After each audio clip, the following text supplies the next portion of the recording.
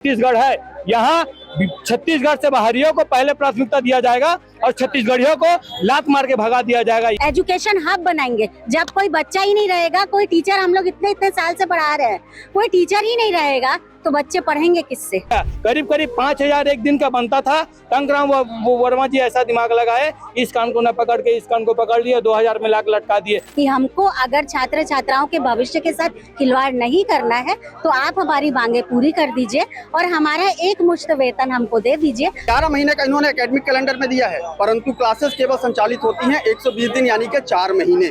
1 महीने एग्जाम होता है बीच में, वहाँ पे हमारी सेवाएं समाप्त कर दी जाती हैं, हमको घर बैठा दिया जाता है, कोई वेतन नहीं मिलता। जितने युवा हैं, जितने यहाँ छात्र छात्राएं हैं, उनके भविष्य किनके हाथों में? इन्हीं अतिथि व्याख्याताओं के हाथे में है। छत्तीसगढ़ के सभी महाविद्यालयों के अतिथि व्याख्याता इस वक्त टंकराम वर्मा मंत्री के बंगले के ठीक सामने खड़े हुए हैं।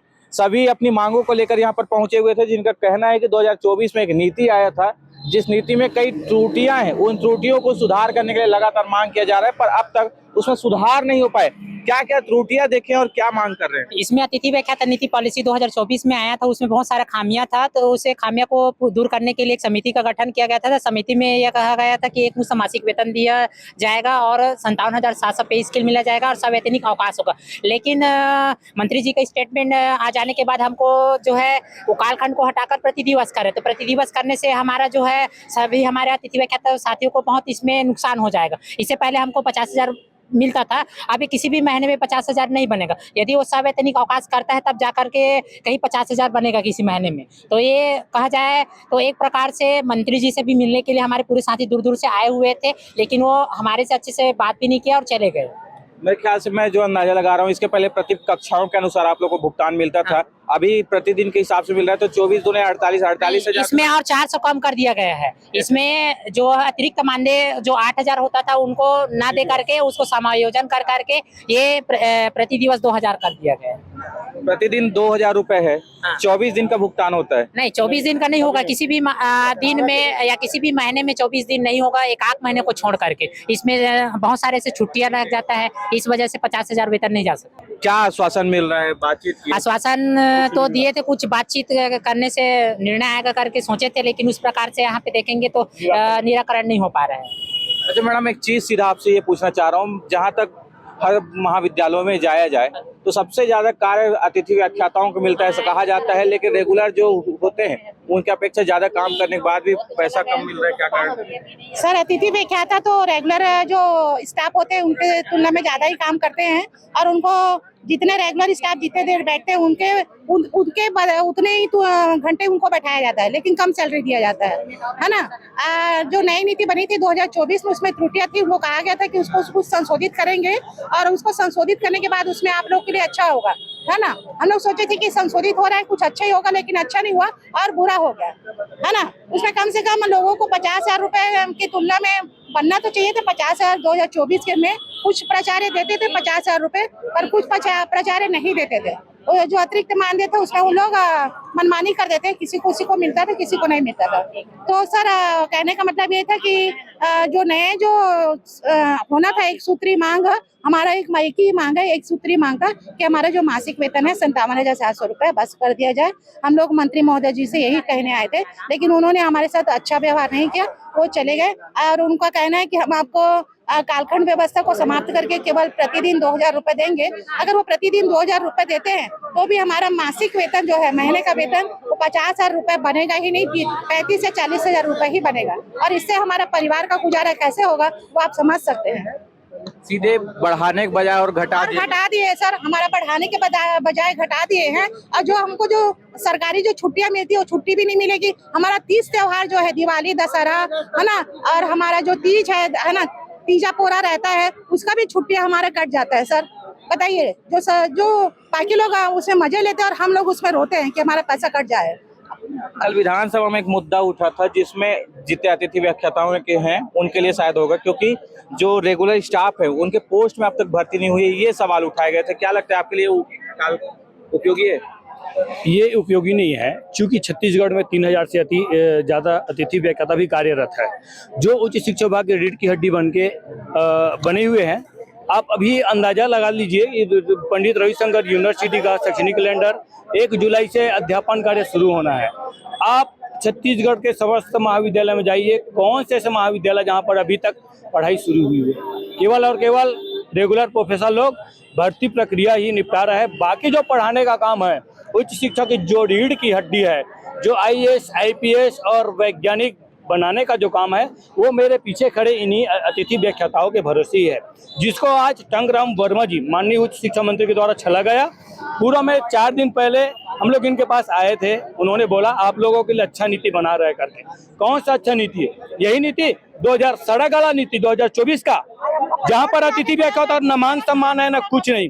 हरियाणा में जाकर के देखो, वहाँ पर एक मुश्त वेतन है, 60,000 से भी ज्यादा वहाँ मिलता है। पंजाब में देखो 80,000 से ज्यादा मिलता है। बिहार राज्य की बात करें, वहाँ मूल निवास लागू है, जो बिहारी है उनको ही पहले प्राथमिकता दिया जाएगा। ये छत्तीसगढ़ है, यहाँ छत्तीसगढ़ से बाहरियों को पहले प्राथमिकता दिया जाएगा और छत्तीसगढ़ियों को लात मार के भगा दिया जाएगा। ये काम आज उच्च शिक्षा मंत्री टंगराम वर्मा जी कर रहे हैं। आज हमने बिल्कुल नरमता से उनसे बात किया कि सर जी, जो आपने प्रतिदिवस कालखंड व्यवस्था किए थे, वहां पर होता यह था, पहले 2 क्लास होता था, 6 कालखंड होता था, फिर भी समय 4 कालखंड का पैसा दिया जाता था।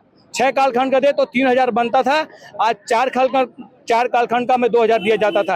अब कालखंड बढ़ गया है, वो कालखंड 9 कालखंड हो गया। MA का विषय पढ़ाते हैं 8 विषय वो अलग, 9 8 कितना हो गया? 17 क्लास से एक अतिथि व्याख्याता लेता था। 2 मिला लो, चाहे 16 क्लास हो गया, 16 गुणित 500 कर लो, आप कितना हो गया? ये पैसा बचाने के चक्कर में इस कान को न पकड़ते हुए टंगराम वर्मा जी ने एक कान पकड़ लिया और उल्टा सीधा घुमा करके बोल दिया प्रति कालखंड दिवस। 9 अभी 3 क्लास हो गया, 3 3 9 9 5 45 4,500 रुपए एक दिन का एक अतिथि व्याख्याता का बनता है। आप सोचिए, इस नीति को घुमाते हुए, इसको बचाते हुए प्लस 8,000 और हमें एक्स्ट्रा दिया जाता था हर महीने। ये अलग है, 400 रुपया अतिरिक्त, कितना हो गया? करीब 5,000 एक दिन का बनता था। टंगराम वर्मा जी ऐसा दिमाग लगाए, इस कान को न पकड़ के इस कान को पकड़ लिए, 2,000 में लाख लटका दिए। उसमें 2,000 कभी नहीं मिलेगा, 50,000 मैं लिख के गारंटी देता हूँ। आप शीतकालीन छुट्टी ले लो, 4 दिन का शीतकालीन छुट्टी रहता है, 5 दिन का संडे रहता है, एक आध छुट्टी और पड़ गया, 10 दिन ऐसे निकल गया, 20 दिन का बनता है, 20 दूनी 40,000 बनेगा। इसी महीने का ले लो, अभी तक ज्वाइनिंग नहीं हुआ है। जुलाई महीने में 1 तारीख को ज्वाइनिंग हो जाना था, आज 14 तारीख है, कल 15 तारीख निकल जाएगा, आदेश नहीं आया है। 15 दिन का कितना? 50,000 बनेगा। मैं मीडिया के माध्यम से बात रखना चाहता हूँ, 15 दिन का 50,000 देंगे क्या टंगराम वर्मा जी? हम स्वीकार कर लेंगे उनकी नीति। ये बिल्कुल गलत नीति है और गलत नीति का हम विरोध करते हैं, पुरजोर विरोध करेंगे। पिछले सरकार, कांग्रेस सरकार ने भी छलने का काम किया है, रमन सिंह ने भी जब मुख्यमंत्री थे छलने का काम किया था। आज विष्णु देसाई की सरकार है, वो भी छल रहे हैं।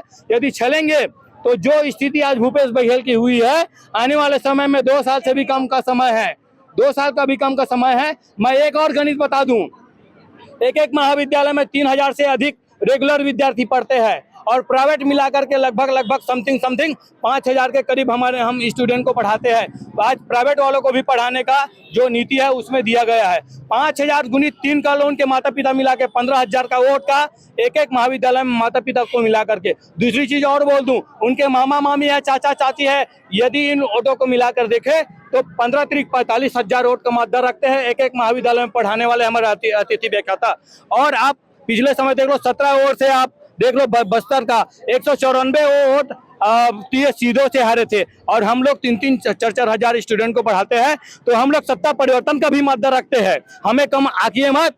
हम यही चाहते हैं, जो सरकार हमारा हित करेगा उस सरकार का हम खुल करके समर्थन करेंगे। मैं ये कहता हूँ, टंगराम वर्मा जी हमारी नीति को यदि सुधार करके हमारे लिए एक मुश्त व्यवस्था 57,700 करेंगे, हम आने वाले समय में पुरजोर हम उनका समर्थन करेंगे। आने वाले जो भी रहेगी, जो भी व्यवस्था होगी आगामी चुनाव में, हम 2029 के चुनाव में यदि हमारे नीति में सुधार होगा, हमें सम्मानजनक वेतन मिलेगा और सम्मानजनक हमारा हक मिलेगा, तो हम इस सरकार का समर्थन करेंगे। हम 2 साल पहले हम ऐलान करते हैं, हमारी मांग पूरी हुई तो हम उनका समर्थन करेंगे। निश्चित ही ये आक्रोश है, लेकिन मेरा अंतिम सवाल है, शायद आप जवाब दे दें।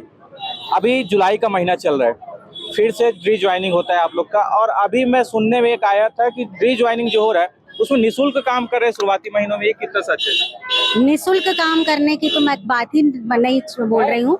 मैं आप सबसे ये कहना चाहती हूँ कि निःशुल्क जो शिक्षा अगर आप बोल रहे हो, तो निःशुल्क शिक्षा, यदि हम निःशुल्क शिक्षा अगर हम लोग करना चाहे, पढ़ाने में हमको कोई दिक्कत नहीं है, लेकिन हमको ये मानना है, हमारा ये मानना है कि हमको अगर छात्र छात्राओं के भविष्य के साथ खिलवाड़ नहीं करना है तो आप हमारी मांगे पूरी कर दीजिए और हमारा एक मुश्त वेतन हमको दे दीजिए। और दूसरा, हमारे पास सिर्फ 2 मांग है, आप एक मुश्त वेतन कीजिए, दूसरा छात्र छात्राओं का नुकसान ना हो तो आप जल्द से जल्द हमारी रिज्वाइनिंग करवाइए। वही पूछा- छात्र हित के लिए, हमारे हित के लिए और छात्र हित के लिए, ये दोनों के लिए, कहते हैं ना एक तीर से 2 निशाने, तो हमको अपने लिए भी और हमारे बच्चों के लिए भी आगे बढ़ना है। हमको छात्र हित की यहाँ लोगों को चिंता नहीं है, छात्र हित के लिए। अगर आप बोलते हैं ना फ्यूचर है, हम क्या बनाएंगे? एजुकेशन हब बनाएंगे। जब कोई बच्चा ही नहीं रहेगा, कोई टीचर, हम लोग इतने साल से पढ़ा रहे हैं, कोई टीचर ही नहीं रहेगा तो बच्चे पढ़ेंगे किससे? एक्चुअल में कितने समय लग जाते हैं कॉन्ट्रैक्ट फिर आने में? कॉन्ट्रैक्ट फिराना में मतलब फिर रिज्वाइनिंग करने में कितना समय लग जाता है? कितना अगस्त के बाद ही होता है सर, अगस्त के बाद ही होती है रिज्वाइनिंग। इस पॉलिसी के आने के बाद से जो शिक्षा व्यवस्था वो पूरी तरीके से चरमरा चुकी है। अगर नीति की बात की जाए तो हर महाविद्यालय अपने अपने तरीके से कालखंड के हिसाब से महाविद्यालय को चला रहा है। बहुत से महाविद्यालय 60 दिन संचालित हो रहे हैं एक सेमेस्टर में, जिसका प्रूफ है हमारे पास कि केवल और केवल 60 दिन। एक तरीके से कहा जाए तो जो ये नीति है वो ठेका प्रथा पे चल रही है कि 60 दिन में आपको कोर्स खत्म करना है। कोई बुनियादी सुविधाएं नहीं, पर 60 दिन में आप कोर्स खत्म कर दीजिए। बच्चा कोई IIT खड़गपुर और मैनचेस्टर से पढ़ के नहीं आया है, 60 दिन का कोर्स खत्म करने के बाद उसको एक रिवीजन की भी आवश्यकता होती है, लेकिन नहीं। कहीं पे 30 अप्रैल पे कक्षाएं स्थगित कर दी जा रही हैं, कहीं 15 मई को कर रहे हैं और कहीं पे उस पे क्या 30 मई को कर रहे हैं। 11 महीने का इन्होंने एकेडमिक कैलेंडर में दिया है, परंतु क्लासेस केवल संचालित होती हैं 120 दिन यानी कि 4 महीने। 1 महीने एग्जाम होता है बीच में, वहाँ पे हमारी सेवाएं समाप्त कर दी जाती हैं, हमको घर बैठा दिया जाता है, कोई वेतन नहीं मिलता। अभी 2.5 महीने, ठीक है, अभी हम लोगों के साथ ही पिछले सेमेस्टर में 2.5 महीने से हम लोग अभी घर में बैठे हैं और दिसंबर और जनवरी में जो पेपर हुआ उसमें 1 महीने 15 दिन हम घर में बैठे, कोई वेतन नहीं।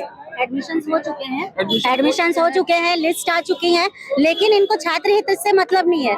इनको क्या है, आप रिज्वाइनिंग कराइए ना, हम एक बच्चा होगा, हम एक बच्चे को पढ़ाएंगे, क्योंकि बच्चे अच्छे टीचरों से, अच्छे शिक्षकों से पढ़ने के लिए आगे बढ़ते हैं। ये नहीं कि आपने ऐसा कर दिया हो गया, नहीं, हम लोग जाते हैं बाकायदा। हमको बोला जाता है 10:30 से 5:30, हम 5:30 क्या 6 बजे तक बैठने के लिए तैयार है, हम अच्छा एजुकेशन देने को तैयार है, लेकिन आप छात्र हित के सामने रहिए। मैं जानना चाह रहा था, कुछ जगहों पर अगस्त के पहले भी रिज्वाइनिंग करवा रहे हैं लेकिन वहाँ भुगतान नहीं हो रहा है, नहीं हो रहा, क्या सही है? करेक्ट। तो ये स्थिति है अतिथि व्याख्याताओं की, जहां पर इनको पैसे तो दिए जाने चाहिए लेकिन कई ऐसे सवाल उठ रहे हैं कि पैसे अब घटाए जा रहे हैं। सवाल यह है कि 50,000 रुपए मासिक भुगतान दिया जा रहा था, उसको घटाकर 40,000 रुपए के करीब कर दिया जा रहा है और उसके बावजूद रिज्वाइनिंग कराने में इतनी कोताही बरती जा रही है कि समय बेवजह व्यतीत हो रहा है। तमाम मांगे, तमाम मुद्दे हैं। इस पूरी खबर पर आपका क्या कुछ कहना है, कमेंट करके जरूर बताइएगा, क्योंकि जितने युवा हैं, जितने यहाँ छात्र छात्राएं हैं, उनके भविष्य किनके हाथों में? इन्हीं अतिथि व्याख्याताओं के हाथे में है। क्योंकि जब स्कूल से बच्चा निकलता है, कॉलेज में जाता है तो कहीं ज्ञान मिलता है तो इन अतिथि व्याख्याताओं से ही उनको मिलता है। बहरहाल कमेंट जरूर करिएगा, बने रहिए सीजी भास्कर के साथ।